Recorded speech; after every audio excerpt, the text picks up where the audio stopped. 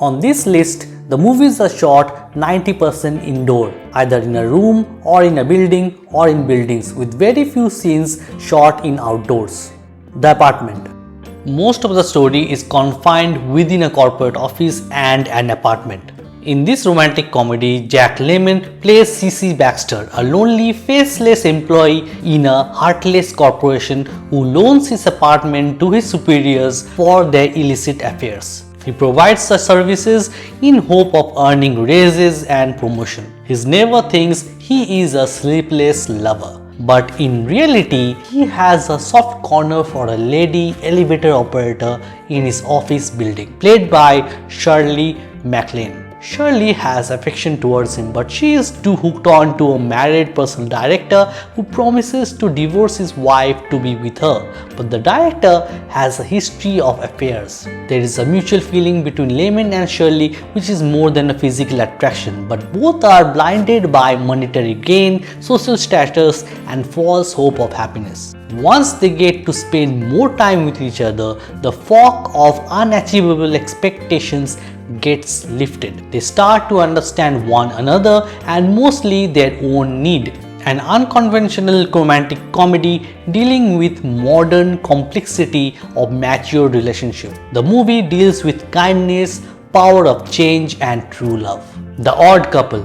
In this out-and-out comedy, Felix is a newly separated from his wife because she could not take his constant nuisance anymore. Clinically depressed, he moves in with his friend Oscar, a divorced sports writer who fails to pay his wife her alimony. Felix has OCD. He is oversensitive towards cleanliness. Something is always bothering him, like air condition, his sinus, his neck, etc. He is very particular about his cooking. He is very punctual, also introvert. Whereas Oscar is extrovert. He has no sense of time, he is as filthy as a rat, always full of sarcasm, has a problem of overspending. This contrasting lifestyle of both the characters creates trouble between the two, which is of course source of all the comedic elements.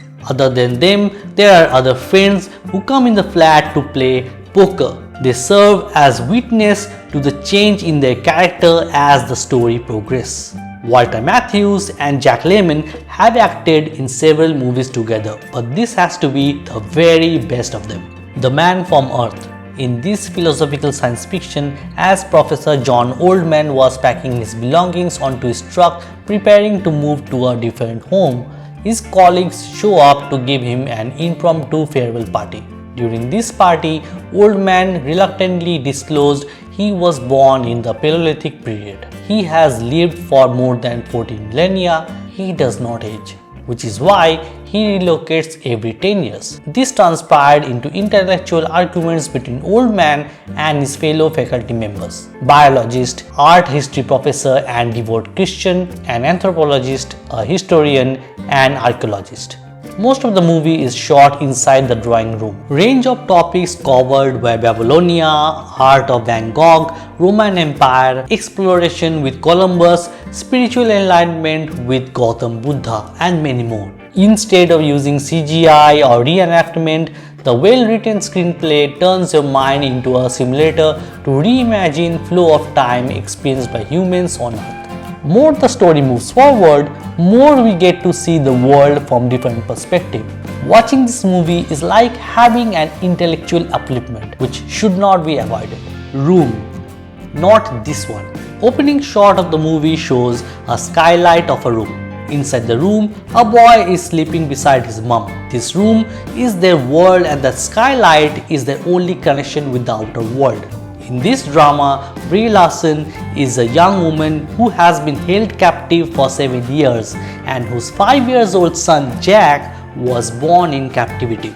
The boy is her only savior. During their time alone, she gets to forget the unfortunate situation she is in. She allows Jack to believe that only room and its contents are real and the rest of the world exists only on television, till the moment arrived when they managed to escape. Their escape allows the boy to experience the outer world for the first time. Jacob Tremblay's mature performance and command on every frame was one of the biggest highlights of the movie. The mother has to deal with the fact that the world has moved on. The movie shows how she struggles with anger and depression. The movie focuses on the relationship between her mother and her boy. The story of these characters is intense, emotional and heartbreaking. At the same time, heartwarming and beautiful. The acting is so genuine that you won't be able to take your eyes away from them. Exam. In this mystery thriller, 8 candidates compete in an employment assessment exam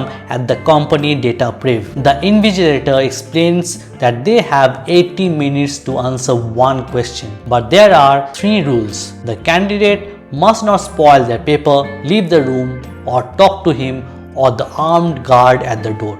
If they do that, they will be disqualified. Turns out the paper in front of them is blank. From here upon starts psychological mind games amongst the candidates. They work in team but no one trusts one another. It's essentially an experimental movie to showcase the toxic work culture and competitiveness in corporate world. But the movie has a clear and satisfactory ending rather than a vague one like the menu had.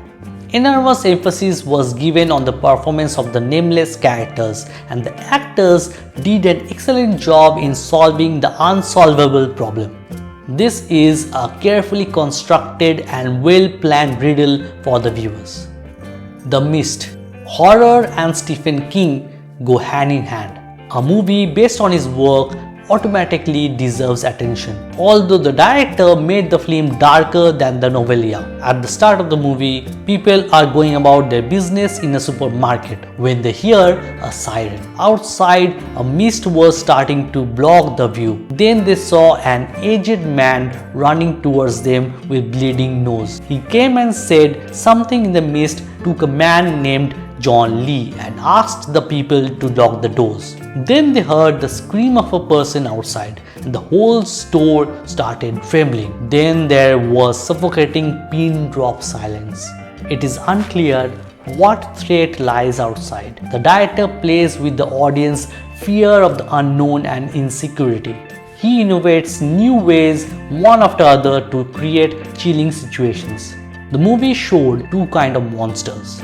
One that was supernatural coming from the mist and another that lies within us. The monster human beings become when they embrace false beliefs, propaganda, superstitions and misinformation. The movie questions what should we fear more, us or the unknown? Certainly not a movie for faint-hearted. Panic Room.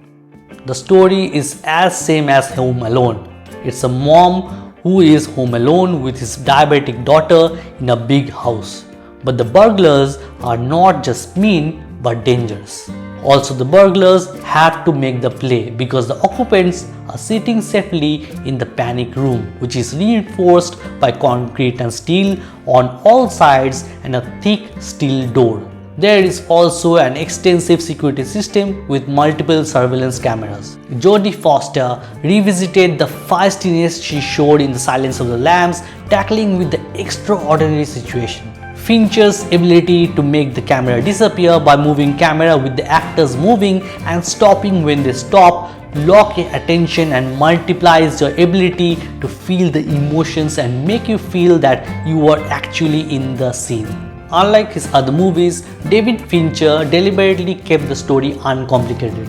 He challenged himself as a filmmaker by constraining the story within the walls of a building.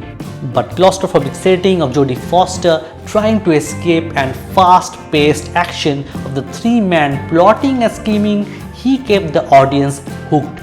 Panic Room might be lesser known movie of Fincher, but it showed abundant creativity and planning to make a project which is not so simple to make look so simple. 12 Angry Men.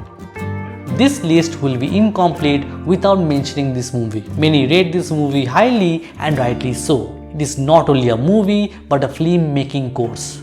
This film is about 12 jurors in charge of deciding whether or not a 18-year-old boy is guilty of first-degree murder of his father. While 11 jurors felt the case was straightforward guilty in court, one juror argued the possibility of otherwise. From here, the case was dissected and reanalyzed from different possibilities many times. Missing links were joined, deep revelations were made with powerful insights to get the complete picture. The assessment of the case was so articulately descriptive, complemented with perfect dialogue, that an imaginary visual was drawn in the mind of the crime scene. It was beautifully scripted and perfectly acted. Every little action, like wiping hands in the tissue, sweating in the heat, or sound of the chair sliding in the background, had a purpose. In addition to 12 Angry Men's method of storytelling and direction, the movie possesses wisdom and life lessons for people of every generation to learn from. All in all, a must addition to every Movieverse video library. That's it for today. If you like this video, press the like button, subscribe, and let me know what else you want to see on this channel, and share. Sharing is caring.